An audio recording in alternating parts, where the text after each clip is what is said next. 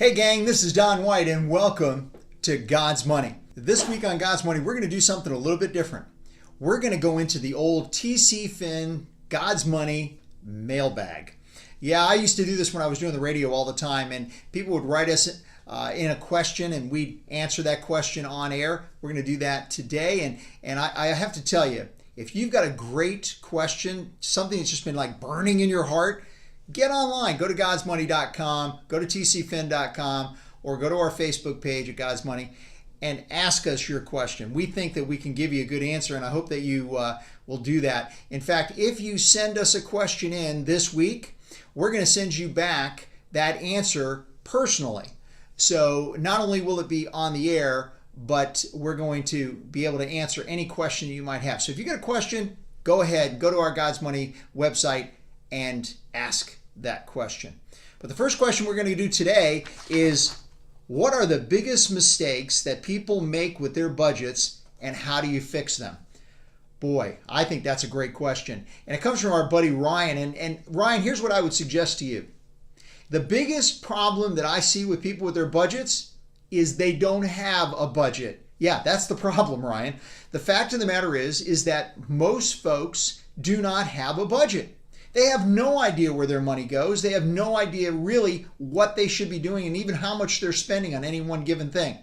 So here's the way that you get a budget. You have to sit down and figure out exactly how much money you got coming in, and then where does that go? And if in fact we have a budget, the one biggest problem that I see when it comes to budgets is overspending on housing. Yeah, if you spend more than 25% of your income on housing, you probably have got a problem in your budget. And my guess is that all your other areas in your budget are struggling.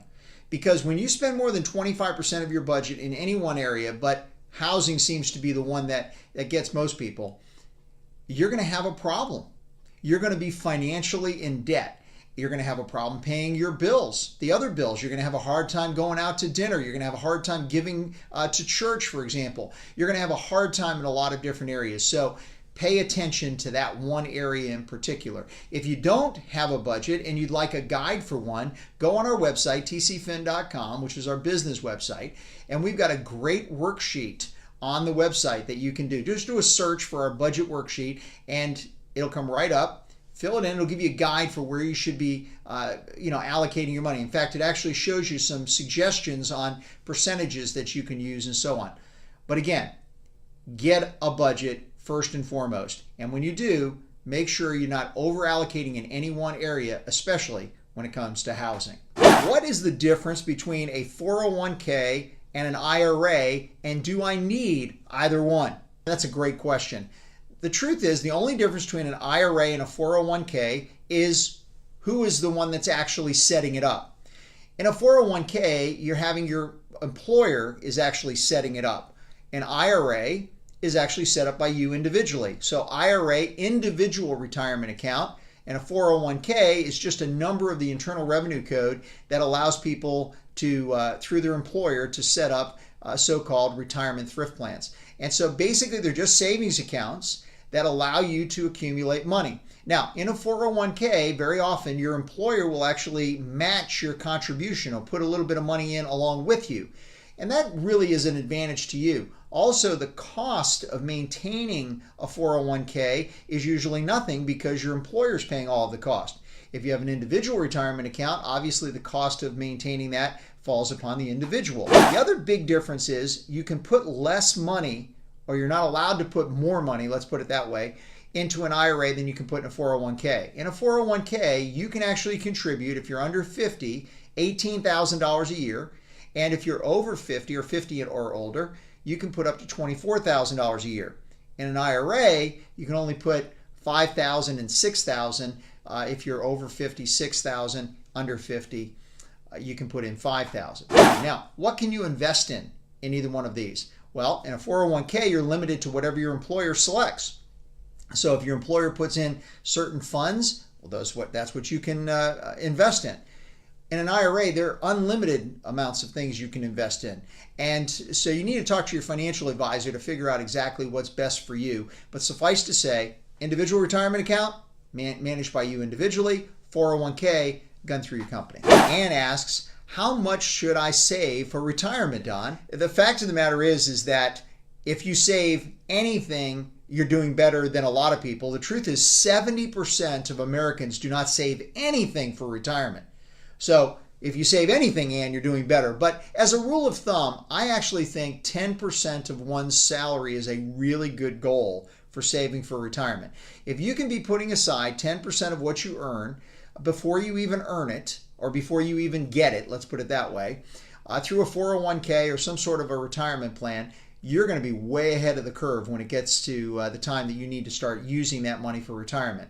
So good goal, and 10%. If you can do more than that, that's terrific. If you can't do 10%, don't do zero.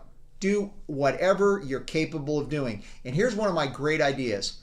When I first started saving for retirement, I felt like I just couldn't put anything away. I decided to put 1% away. The next year, I decided to increase it, and I put in 2%. And then I put in 3%. And then 4, and then 5, and then 6. And before I knew it, I was able to work my way up to 10. And then actually the last few years, I've been putting even more than that away. Here's the deal. If you are saving for retirement, you're going to be okay. You must put money aside on an absolutely systematic basis. How do I talk to my spouse about our finances? Sometimes it's a touchy subject. The reason why it's difficult for you to talk about your finances with your wife is because your wife isn't involved. If the two of you are involved together, you're going to find that you can talk about anything if you're doing it together. You know, with Grace and me, what we do is we make sure that each of us knows exactly what's going on with our finances. Now, in our case, Grace pays all the bills in our family. The reason I did that years ago was not because I was incapable of it or she was more capable or whatever. It was just simply because it was very, very easy for me to turn that over to my wife. I totally trust my wife, and it was really great to turn that over. She happens to be really good at keeping track of stuff, and so it was logical. I was very busy, and it allowed me the freedom to be able to do other things. But having said that, we still talk about it all the time. But here's the trick. I'm going to give you a secret that no one has probably ever told you about how to make finances an easy conversation. Prayer. Yeah, prayer. When you start praying with your spouse every single week or every single day, preferably, about your finances and about every other thing in your life, it is amazing how cool things become. Because I am convinced that the family that prays together stays together. Now, of course, we've all heard that. But how many of us really believe it? I do. I believe that if you pray together as a family, you're going to be well served. So, you want to get finances out on the table? Just get them out on the table. Say it out loud. Talk to your wife. Talk to your husband about what your finances need to look like. So thanks everybody for joining us this week on God's Money. I hope these answers to some of these questions have helped you. And next week, we're going to look at a couple of more. I think we're going to dig into the mailbag next week as well. Hey, until then, remember, I'm Don White, and this is God's Money.